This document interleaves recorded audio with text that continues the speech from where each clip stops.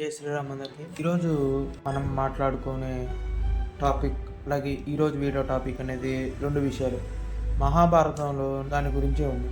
మహాభారతంలో ప్రారంభంలో ధర్మం ఉన్న వివరణ, అంటే మహాభారతం మొత్తం ధర్మం గురించి నడుస్తుంది. అలాంటి మహాభారతంలో కొన్ని ధర్మ వివరాల గురించి మనం తెలుసుకుందాం. అలాగే ఇందులో ఉన్న రెండో విషయం వచ్చేసి ఆ ధర్మానికి వ్యతిరేకంగా ఉన్న కౌరవుల యొక్క వైఖరి ఎలా ఉండేది అనేది తెలుసుకుందాం. ఇంకా మనం ఈ వీడియోలో ముందుకు వెళ్తే మొదటిగా మహాభారతం ప్రారంభంలో ధర్మంపై ఉన్న వివరణ ఎలా ఉంది. మహాభారతం ప్రాచీన మహాకావ్యం. కేవలం యుద్ధం, కుటుంబ సంగ్రామం మరియు రాజకీయ వ్యూహాలతో దీని ప్రధాన అంశాలలో మొదటిది ధర్మం, రెండోది ధర్మం, అలాగే న్యాయం, సత్యం మరియు మానవ సంబంధాల యొక్క శాసనాలు ఈ కావ్యంలో చాలా ముఖ్య పాత్ర పోషిస్తాయి. మహాభారతం మొదట్లో ధర్మం యొక్క వివరణ చాలా ముఖ్యంగా ఉంది. ఇది కేవలం ఒక ధార్మిక పాఠంగా మాత్రమే కాకుండా ప్రస్తుత సమాజం ఎలా పనిచేస్తుంది, అలాగే అకాల సమాజం ఎలా పనిచేస్తుందో చెప్తుంది. అలాగే వ్యక్తిగత జీవితం, కుటుంబ సంబంధాలు మరియు మరెన్నో విషయాలు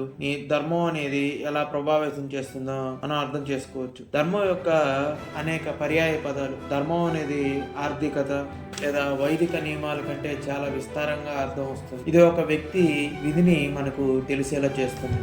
మహాభారతంలో ధర్మం యొక్క పర్యాయ పదాలు యథార్థం మరియు ఆచరణనే కాదు, నైతిక బాధ్యతలు, సామాజిక కర్తవ్యం మరియు విశ్వసనీయత కూడా అని అర్థం. ధర్మం ఈ మహాకావ్యానికి ఆత్మగతంగా ఉంటుంది, ప్రతీకగా ఉంటుంది. ఎందుకంటే ప్రతి పాత్ర తన వ్యక్తిగతంగా ధర్మాన్ని అంగీకరించారు, తనను విధులను నిర్వహించడానికి పూనుకుంటుంది ఆ పాత్ర యొక్క ధర్మం అనేది. యుద్ధం, రాజకీయాలు, ప్రహేళికలు మరియు ఆధ్యాత్మిక మార్గం ప్రతిదినం ఒక అంగీకృత ధర్మం నుంచే, అంటే అంగీకరించబడిన ధర్మం నుంచే ప్రారంభమవుతుంది. మహాభారతంలో ధర్మం అనేది మన ఇతరుల యొక్క జీవన శైలిపై దృష్టి అనేది మహాభారతంలో మొదటి నుంచి చివరి మనకు తెలియజేస్తుంది. ధర్మం యొక్క వివరణ అనేది గణనీయంగా మహాభారతం మొదటి నుంచి చివరి వరకు పెరుగుతూ వస్తూ ఉంటుంది. ఇది కేవలం యుద్ధానికి సంబంధించిన అంశాలే కాకుండా నైతికమైన విలువలను, అలాగే నైతికమైన అంగీకారాన్ని ప్రతిబింబించేలా చేస్తుంది. అలాగే దాన్ని అంతా కూడా మనం మహాభారతం చదివిన తర్వాత దాని గురించి మనం అందులో చదివి తెలుసుకోవచ్చు. అలాగే పాండవుల యొక్క ధర్మం, అలాగే కౌరవుల యొక్క ధర్మంలో ముందు పాండవుల యొక్క ధర్మం అనేది పాండవులు సత్యం, సన్మానం మరియు సమాజంలో కర్తవ్యాన్ని గౌరవించడం ద్వారా వాళ్ళ యొక్క ధర్మాన్ని పాటిస్తున్నారు. వారు జ్ఞానం మరియు పవిత్రత పట్ల, అలాగే సమాజంలో ఉన్న దైవభక్తి మరియు శాంతి యొక్క ఆదర్శాలకి వాళ్ళు 5గురు ప్రతీక.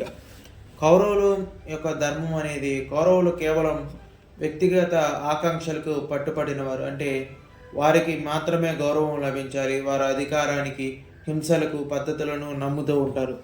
వారి అంగీకరించిన ధర్మం తమ సామాజిక బాధ్యతలను పూర్తిగా తప్పేలా చేస్తుంది. అలాగే కుంతీదేవి, ధృతరాష్ట్ర మహారాజు మరియు ఇతరుల యొక్క ధర్మం ఎలా ఉందో చూద్దాం. ముందుగా పాండవుల తల్లిగారైన కుంతీదేవి యొక్క ధర్మం అనేది కర్తవ్యానికి ప్రాధాన్యతనిస్తూ, సమాజానికి తన యొక్క సహాయాన్ని అందిస్తూ, అలాగే సంరక్షణను కూడా అందిస్తూ ఉంటుంది.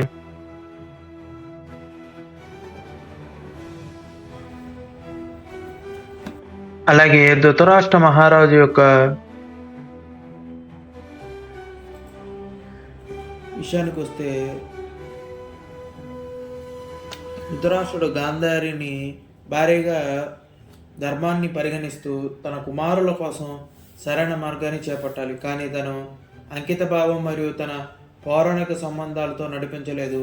తన పితృ ప్రేమ, ఆ వాంఛలనే ఎక్కువగా చూపించాడు.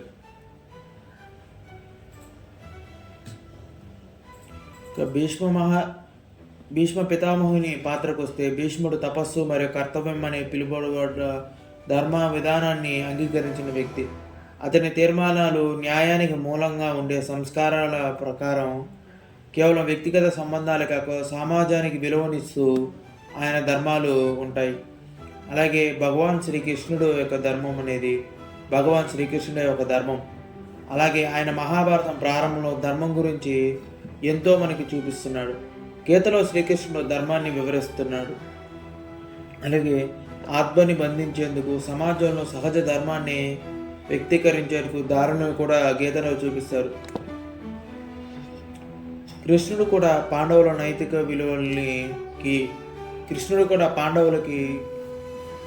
విలువల్ని నేర్పాడు. అందులో ధర్మంతో ఎలా జీవించాలి, సమాజంలో యొక్క జీవనశైలి ఎలా ఉంటుంది, ప్రతి చర్యలో, అలాగే మరొకరికి క్షమాపణ ఎలా చేయాలి, సత్యనిష్టగా అలాగే మర్యాదలు ఇచ్చే ఉద్దేశంతో ఎలా ఉండాలనేది చెప్పాడు.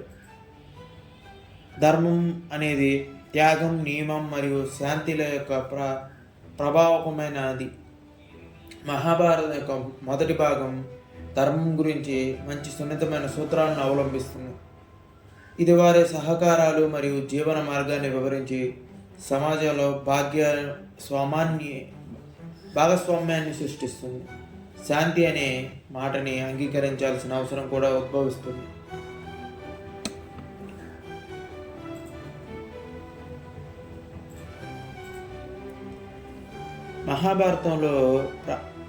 మహాభారతం ప్రారంభంలో ధర్మం యొక్క వివరణ సంబంధించి మనం కొన్ని ముఖ్యమైన అంశాలను మనం పైపైన తెలుసుకున్నాం.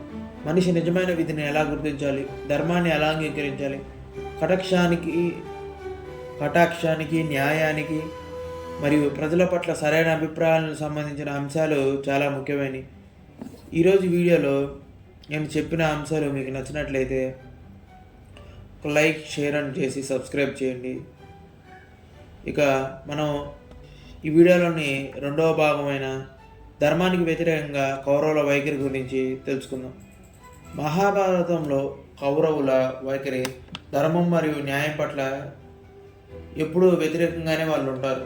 వారు అనేక సందర్భాల్లో సత్యాన్ని, న్యాయాన్ని పరిగణలోకి ఎప్పుడూ తీసుకోకుండా వారి స్వార్థాన్ని, హింసను మరియు అబద్ధాన్ని ఎప్పుడూ చూపించారు. ఈ విధంగా కౌరవులు ధర్మానికి వ్యతిరేకంగా ఉన్నారు. తమ ప్రయోజనాల కోసం అనేక అహంకారపూరిత చర్యలను వాళ్ళు చేశారు. అంటే ఈరోజు మనం కౌరవుల వైఖరిని వివరించి వారిపై చెడ్డ చర్యలు మరియు వాటి పరిణామాల విశ్లేషించుకుంటాం. ధృతరాష్ట్రుడు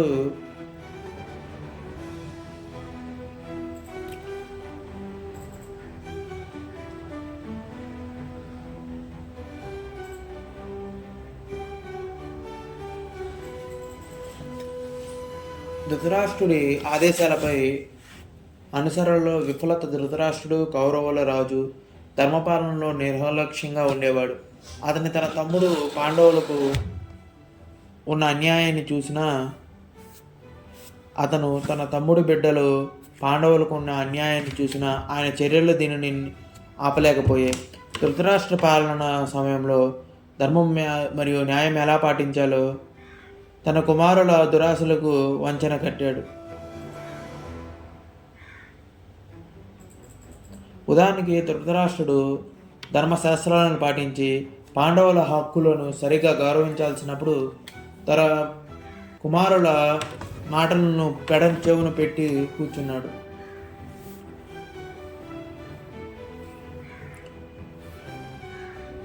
ఈ వైఖరి తన పాపమైన పాలనను కొనసాగించి కౌరవుల దుర్మార్గానికి కారణమైనాడు. దుశ్శాసనుడు మరియు దుర్యోధనుని యొక్క క్రూరత్వం కౌరవులలో ముఖ్యంగా ఉండి మొదటివాడైన దుర్యోధనుడు, అతని రెండవ వాడైన దుశ్శాసనుడు ధర్మానికి వ్యతిరేకంగా వివిధ దుర్మార్గపు చర్యలు తీసుకున్నారు.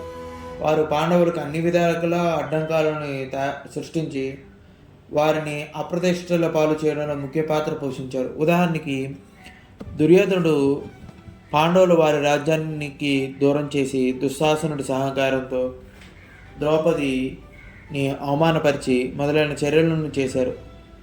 దానితో పాటు పాండవుల చేతుల్లో ఉన్న ధర్మపుత్రుని వారి ఆత్మగౌరవాన్ని చంపాలని కూడా వాళ్ళు ప్రయత్నించారు. దుశ్శాసనుడి చర్యలు. దుశ్శాసనుడు ద్రౌపదిని అంధకారంలో చిత్తుగా ఉంచడం ద్వారా కౌరవుల వైఖరికి ప్రతిబింబంగా నిలిచాడు. కౌరవులకు ఉండే అహంకారం, తమకు మాత్రమే రాజ్యాన్ని ఇస్తూ ధర్మాన్ని పరిగణించకపోవడం, కౌరవుల స్వార్థాన్ని, అధర్మాన్ని ప్రవర్తించడంతో పాండవులపై అన్యాయంగా శక్తిని చూపించడానికి అహంకారం ప్రదర్శించారు. అంటే కౌరవులు తమ రాజ్యం, తమకు మాత్రమే రాజ్యాన్ని ఉంచుకొని పాండవులపై అన్యాయంగా శక్తిని చూపించి వాళ్ళ అహంకారాన్ని వారిపై ప్రదర్శించారు. ఉదాహరణకి కౌరవులు వారి తమ రాజసీకతను పెంపొందిస్తూ ఇతరుల యొక్క హక్కుల్ని పక్కన పెట్టేస్తూ పాండవులను తమ స్వార్థం కోసం వినియోగం చేశారు. ధర్మం తమ ప్రయోజనాలకు రాకపోవడం వల్ల వారు దాని పట్ల తమ పట్టు కోల్పోయారు. అలాగే వాళ్ళు దుర్మార్గంగా స్వరాజ్యాన్ని పొందాలని ఆశించడం, కౌరవుల కర్తవ్యాన్ని, ధర్మాన్ని పక్కన పెట్టేశారు. సమాజంలో న్యాయం చేయడం, వృద్ధులకు గౌరవం ఇవ్వడం, తన శక్తిని సరైన దిశలో వినియోగించడం అనేది వాళ్ళు మర్చిపోయారు. వారు సామాజిక విధులను చేరగొట్టడానికి మాత్రమే ప్రయత్నించారు కౌరవులందరూ కూడా. ఉదాహరణకు కౌరవుల పాండవులను బహిష్కరించాలనుకుని 7 సంవత్సరాల కోసం వనవాసంలో పెట్టారు. కానీ పాండవులు తిరిగి వస్తే వారిని క్రమంగా తమకు సంబంధించిన రాజ్య భాగాన్ని ఇవ్వలేకపోయారు అనేది ఈ కొన్ని విషయాలు. ధర్మానికి వ్యతిరేకంగా కౌరవుల వైఖరి మహాభారతంలో ప్రధానంగా ప్రకాశవంతమైన ఉదాహరణలు. ధర్మం, నిజం, న్యాయం గురించి సమాజానికి అవగాహన ఇచ్చే మహాకావ్యంలో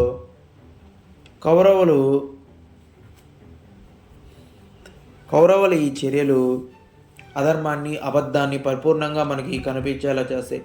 చివరికి ఈ విధానం వారి నాశనానికే వారిని దారితీసింది మరియు మనకు ఒక పాఠం ఇచ్చింది.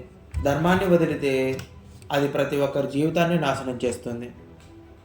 కాబట్టి ఈ వీడియో ఎంతవరకు చూశారు కాబట్టి ఈ వీడియోలో ధర్మం మనకి ఏం చెప్తుందంటే, ధర్మాన్ని మన జీవితంలో అవలంబిస్తే అది మన జీవితాన్ని 100% సఫలీకృతం చేస్తుంది అనేది మహాభారతం గాథ ద్వారా మనకు తెలిసింది. అలాగే ఇందులో మీకు ఇంకొన్ని విషయాలు తెలుసుకోవాలనుకుంటే రేపు వచ్చే భాగంలో నేను ఇంకొద్దిగా విపులంగా ఇందులో ఉన్న ధర్మం గురించి ఇంకొన్ని విషయాలు మీకు చెప్తాను. అలాగే ఈ వీడియో మీరు ఎంతవరకు చూస్తుంటే ఒక లైక్ అండ్ షేర్ అని చేసి సబ్స్క్రైబ్ చేయండి. అలాగే కింద కామెంట్ సెక్షన్లో మీకు నచ్చిన ఏదో ఒక కామెంట్ చేయండి. That's it. జై శ్రీరామ్.